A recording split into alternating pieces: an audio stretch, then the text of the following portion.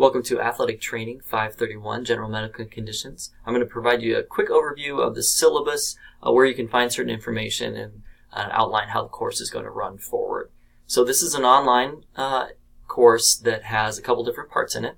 If you notice, just like the title states, it is a general medical condition, so we're going to look at evaluation, understanding, diagnosis, and referral, so management of patients with general medical conditions that you might see in the athletic training facility. My contact information is to the left, so for this class you can contact me over office phone, email. I will have virtual office hours on Tuesdays from 10 to 11 via Zoom or by appointment. You can also get a hold of me through our other campus program-specific communication systems. Our learning outcomes is to develop some preventative measures, to look at clinical evaluation and diagnosis, and really to utilize best practices. So there's a lot of things that are going to be going on in the course. One of the important things that we'll see is the different assignments and discussion, and we'll get to those towards the end. And I'll run through the schedule with you as well. Certain clinical integrated proficiencies that we will go through. Many of these will be done after the class because that is a hands-on component, so during the residency portion of the course. Here are the important texts that you need. So you'll notice that using Office to see our PowerPoints, I'll also try and save those. They'll be available over PDF as well. You need to be in Blackboard. This is the learning management system we will use for 531. The Clinical Pathologies for the Athletic Trainers is the primary textbook. We will also be referencing Chad Starkey's textbook, Examination of Orthopedic and Athletic Injuries. I will also include some case studies and online journals that will be tucked into the modules.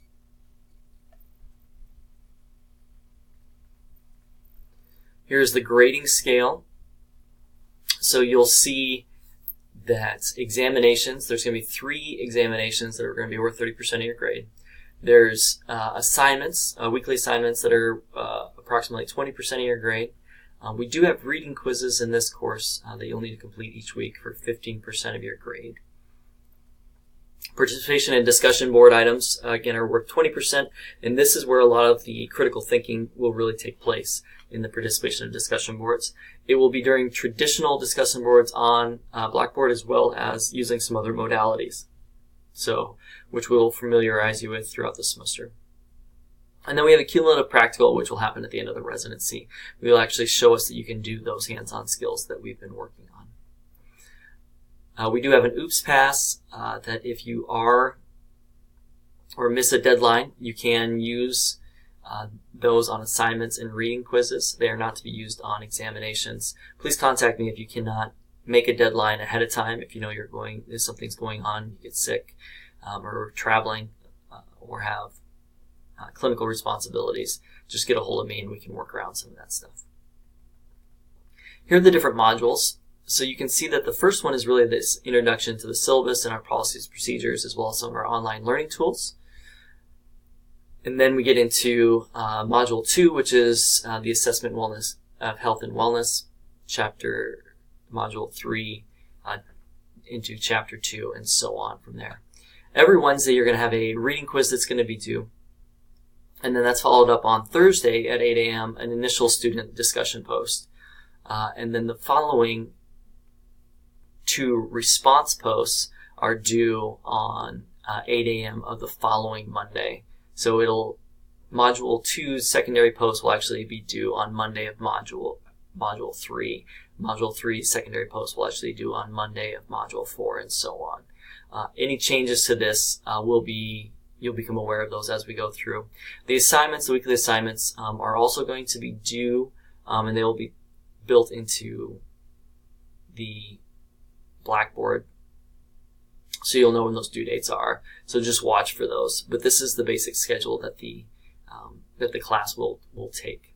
So as you can see, we kind of continue on through the different modules. Take the first exam in Module 5. Take the second exam, Module 10, and then the final exam will be Module 15. Okay.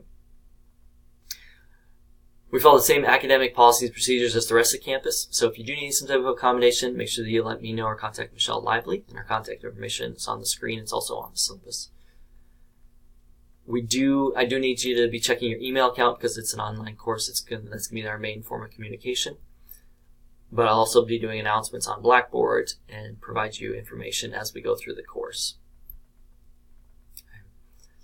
There will be some synchronous and asynchronous attendance that needs to happen. So make sure that you're looking at each module and understanding what is the requirement for that coming week. So the modules be open a week before the material is due so that you can plan ahead for the next week.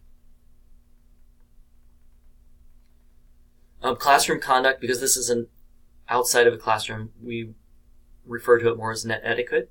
So that make sure that you're using appropriate etiquette throughout the course on all the discussion boards, if we're doing video posts, or if we're in an asynchronous or synchronous interaction, that you're using appropriate language for that.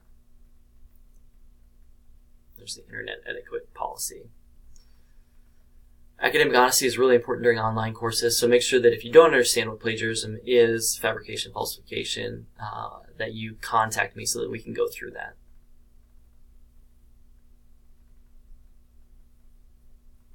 Any student complaints can be taken up through the program director and then into the dean. So if you do have a grievance on something, make sure that you let me know first, and then we can follow the policy moving forward.